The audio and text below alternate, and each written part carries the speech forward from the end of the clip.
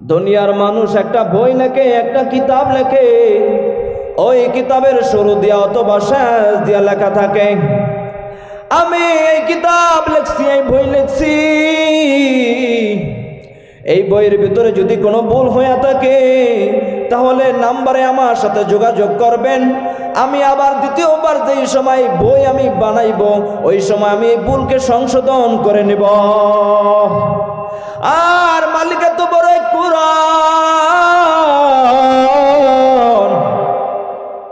আমাদেরকে দিয়েছে, এই কোরআনের শুরু দিয়া চ্যালেঞ্জ কে বলে এই কোরআনের ভিতরে ভুল তো দূরের কথা, এই কোরআনের ভিতরে কোনো সন্দেহ নাই। এই কোরআনের ভিতরে যদি কেউ সন্দেহ মনে করে তার ঈমান চলে যাবে।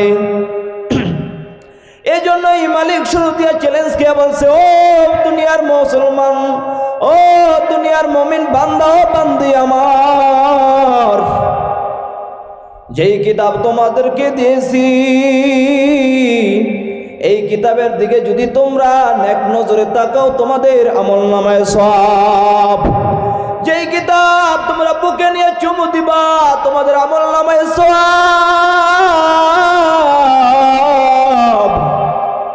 যেই কোরআনের সাথে যদি কোনো মুমিন বান্দা বান্দি লেগে যায় তার দামও বেড়ে যাবে।